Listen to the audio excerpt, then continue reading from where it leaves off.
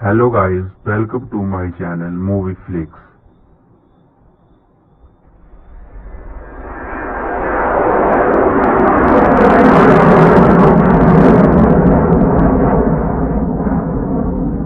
इस कहानी की शुरुआत में आरती की ठंडी जगह पर एक गुफा के अंदर कुछ रिसर्चर्स को एक जमा हुआ क्रीचर मिलता है, जिसे वो बर्फ के साथ ही काट कर अपनी लैब में ले आते हैं।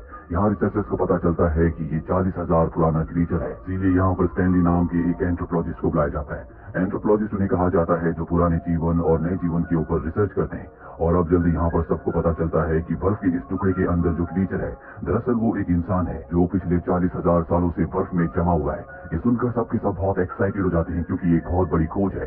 ये तय करते हैं कि ये आइसमैन की बॉडी के टुकड़े करके अलग अलग लैब में भेजेंगे, ताकि उस पर ज्यादा से ज्यादा रिसर्च हो सके। जल्दी ये बर्फ को पिघलाकर आइसमैन को बाहर निकाल लेते हैं, जिसके बाद ये उसकी बॉडी को चेक करते हैं। इन्हें पता चलता है कि उसकी बॉडी के सेल्स ज्यों की त्यों है, वो सब के सब एक्टिवेटेड है।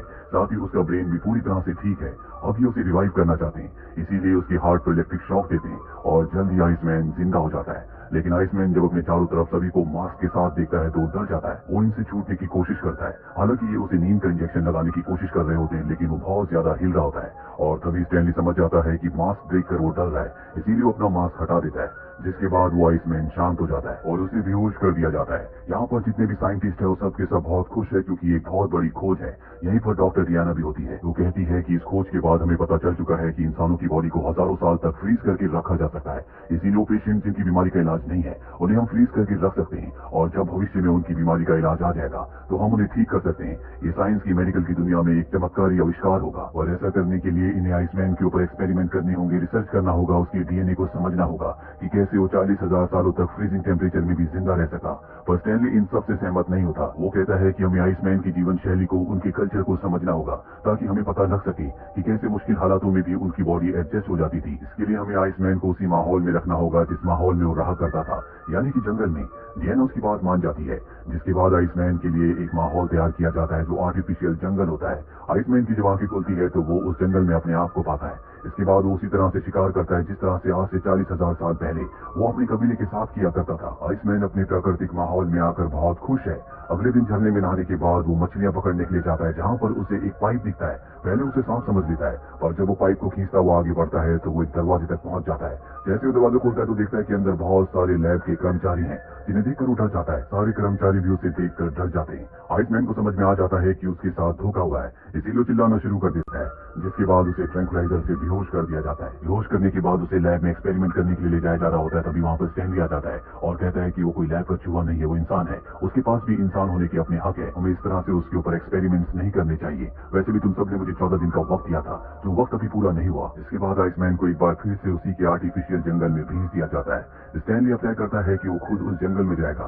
ताकि वो आइसमैन के साथ रह सके और जान सके कि उसकी जीवन शैली कैसी थी, कैसे पुराने लोग इतने ज्यादा ताकतवर थे, जैसे वो आग की गर्मी को और शरीर को जमा देने वाली ठंड को बर्दाश्त कर लिया करते थे।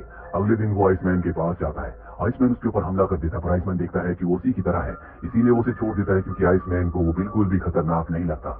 इसके बाद आइसमैन स्टैनली से कम्युनिकेट करने की कोशिश करता है, लेकिन आइसमैन की भाषा पूरी तरह से अलग होती है, जिसे स्टैनली समझ नहीं पाता, और इशारों से ये एक दूसरे को बहुत सारी बातें समझाते हैं। साथ ही यहाँ पर एक लैंग्वेज एक्सपर्ट को बुलाया जाता है, जो कि आइसमैन की भाषा को, उसके इशारों को समझ सके। दरअसल इस एक्सपर्ट को बहुत सारी पुरानी भाषाओं का ज्ञान है। वहीं स्टैनली और आइसमैन की धीरे धीरे बॉन्डिंग बहुत अच्छी हो जाती है। एक रात को दोनों एक साथ गाना भी गाते हैं। और यहाँ पर जितने भी साइंटिस्ट हैं वो किसी भी कीमत पर जानना चाहते हैं कि आइसमैन 40,000 सालों तक फ्रीजिंग टेम्परेचर में बर्फ के अंदर जिंदा कैसे रहा। इसीलिए बेहोश करके वो उसे लैब के अंदर लाते हैं, जहाँ उसे चेंबर में डाला जाता है, और चेंबर का टेम्परेचर धीरे धीरे कम किया जाता है। और जैसे जैसे टेम्परेचर कम होता है, आइसमैन की हार्ट रेट भी कम होना शुरू हो जाती है। और एक पल ऐसा आता है जब उसकी हार्ट रेट ऑलमोस्ट रुक जाती है, और इससे पहले कि उसकी मृत्यु होती, ये उस मशीन को ऑफ कर देते हैं। इस बार आइसमैन की जान जाते जाते बच जाती है। आइसमैन को उसी आर्टिफिशियल जंगल में छोड़ दिया जाता है, और जब उसके पास स्टैनली जाता है, आइसमैन कहता है कि तुम्हारे साथी मेरे ऊपर अत्याचार करते हैं, इससे तो अच्छा है कि तुम मुझे मार दो। और स्टैनली ऐसा नहीं करना चाहता। सीधे डियाना के पास जाता और कहता है कि मैं चाहता हूँ कि तुम आइसमैन से मिलो। हालांकि शुरू में वो डर रही होती है, लेकिन उसके कहने पर वो आइसमैन से अगले दिन मिलने के लिए चली जाती है। आइसमैन उसे देखकर बहुत खुश होता है। वो डियाना के करीब जाने की कोशिश करता है, लेकिन स्टैनली उसे समझा देता है कि डियाना मेरी गर्लफ्रेंड है। और अब आइसमैन लकड़ी से जमीन पर एक पक्षी का चित्र ड्रॉ करता है, और वैसे ही पक्षी का टैटू उसकी चेस्ट पर भी होता है। अगले दिन एक बार फिर से डियाना और स्टैनली उससे मिलने के लिए आते हैं, और आज वो बहुत खुश होता है। वो जमीन पर लकड़ी से एक बार फिर से एक लड़की का और दो बच्चों का चित्र बनाता है, जिससे समझ जाते हैं कि कि ये उसका परिवार था। और तभी आसमान में ऊपर हेलीकॉप्टर आ जाता है, जिसकी परछाई को वो ऊपर लगे हुए शेड से देख सकता है। ये देखकर वो बहुत ज्यादा एक्साइटेड हो जाता है, ऊपर की तरफ भाग रहा होता है। उसका जोश देखकर ये दोनों के दोनों हैरान होते हैं। आइसमैन बार बार अपना हाथ उठाकर एक ही शब्द बोल रहा होता है, जो होता है भीड़ा। उसे देखकर ऐसा लगता है कि जैसे वो किसी की प्रार्थना कर रहा है। स्टैनली यहाँ से हेलीकॉप्टर को जाने की कमांड देता है। हेलीकॉप्टर के जाने के बाद भी आइसमैन सिर्फ हेलीकॉप्टर के बारे में सोच रहा होता है। स्टैनली अब जानना चाहता है कि भीड़ा का मतलब क्या है, इसीलिए यहाँ के लोकल लोगों से भीड़ा का मतलब पूछता है, जिस पर उसे बताया जाता है कि ये एक मिथिकल बर्ड का नाम है, जिसे गॉड का मैसेंजर कहा जाता है, जो इंसानों को उनके कर्मों के हिसाब से स्वर्ग या नर्क ले जाता है। यहाँ पर स्टैनली समझ जाता है कि आइसमैन हेलीकॉप्टर को वही मिथिकल बर्ड समझ रहा था, इसीलिए भीड़ा कहकर उसकी प्रार्थना कर रहा था। उसे ये भी समझ में आ जाता है कि अपने वक्त में, यानी कि आज से 40,000 साल पहले, आइसमैन बहुत ही स्पिरिचुअल रहा होगा, और जब आइस एज की शुरुआत हुई तो वहाँ के जानवर और लोग मरने लगे, जिसके बाद आइसमैन ने अपने आप को गॉड को ऑफर किया ताकि उसके बदले गॉड उसके सभी लोगों को छोड़ दे, उसका ट्राइब बच जाए। इसीलिए गुफा में समाधि पर चला गया, जिसके बाद ठंड बढ़ने की वजह से वहीं पर जम गया और अगले 40,000 सालों तक बर्फ के अंदर जमा रहा, और आज भी वो जिंदा है। वही हमें आइसमैन को दिखाया जाता है, जो हेलीकॉप्टर वाले इंसिडेंट के बाद अब स्टैनली से बात करना भी बंद कर देता है। वो अपने शरीर पर किसी तरह के चिन्ह बनाता है। दरअसल वो एक बार फिर से समाधि में जाना चाहता है, क्योंकि उसे नहीं पता कि जब आखिरी बार वो समाधि में गया था तो उसके बाद अब 40,000 साल बीत चुके हैं। हालांकि यहाँ पर हर कोई उसकी मदद करना चाहता है, लेकिन उसकी मदद कैसे की जाए किसी को कुछ नहीं पता।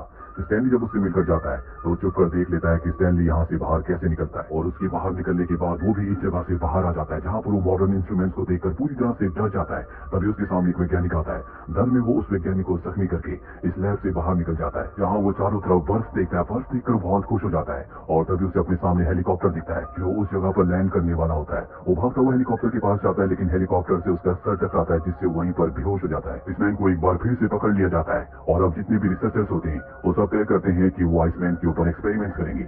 आइसमैन की जिंदगी की उन्हें कोई परवाह नहीं है। हालांकि स्टैनली उन्हें ऐसा करने से मना करता है, लेकिन स्टैनली को इस प्रोजेक्ट से बाहर निकाल दिया जाता है, जिसके बाद वो तय करता है कि वो आइसमैन को यहाँ से किसी भी कीमत पर निकालेगा और उसके प्राकृतिक माहौल में उसे छोड़ देगा। वो आइसमैन को किसी तरह से सबकी नजरों से बचाकर यहाँ से बाहर निकाल लेता है। और अब रिसर्चर्स को पता चल चुका है कि स्टैनली यहाँ से आइसमैन को लेकर निकल चुका है, इसीलिए इन दोनों के पीछे हेलीकॉप्टर को भेजा जाता है। और जब एक बार फिर से आइसमैन को ऊपर आसमान में हेलीकॉप्टर दिखता है तो वो उसकी तरफ भागने लगता है। हालांकि स्टैनली उसे रोकने की कोशिश करता है, लेकिन तभी इन दोनों के बीच की बर्फ धंस जाती है। स्टैनली को अपने सामने कुछ भी नहीं दिखता। वही हम देखते हैं कि आइसमैन हेलीकॉप्टर तक पहुंच गया है। वो हेलीकॉप्टर को नीचे से पकड़ लेता है, जिसके बाद हेलीकॉप्टर को आसमान में ले जाया जाता है। हालांकि पायलट उसे ऊपर खींचना चाहता है, पर आइसमैन ऊपर नहीं जाना चाहता। उसे लगता है कि उसने अपने मिथिकल बर्ड को पकड़ लिया है, जिससे उसके दिल, दिमाग और आत्मा में सुकून और शांति होती है। और आसमान में ऊपर जाने के बाद वो हेलीकॉप्टर को छोड़ देता है, जैसा कि आज से 40,000 साल पहले उसने मिथिकल बर्ड से वादा किया था कि वो अपने आप को, अपने लोगों को बचाने के लिए न्यौछावर कर देगा। और 40 सालों के बाद उसने ऐसा कर दिया। इसीलिए ऐसा करते हुए उसके दिल, दिमाग और आत्मा में बहुत सुकून और शांति होती है। स्टैनली दूर से सब कुछ देख रहा होता है। शुरू में उसके चेहरे पर तनाव होता है, लेकिन बाद में वो खुशी में बदल जाता है, क्योंकि उसे पता है कि आइसमैन ने क्या किया है। 40,000 साल पहले जो उसने सफर शुरू किया था, आज वो खत्म हो गया। भले ही उसकी मृत्यु हो गई है, लेकिन आइसमैन ने अपनी मंजिल पा ली। उसने कर लिया जो करना चाहता था। और इसी के साथ ये फिल्म, ये कहानी यहीं पर खत्म हो जाती है। उम्मीद करते हैं कि ये कहानी आपको पसंद आई हो।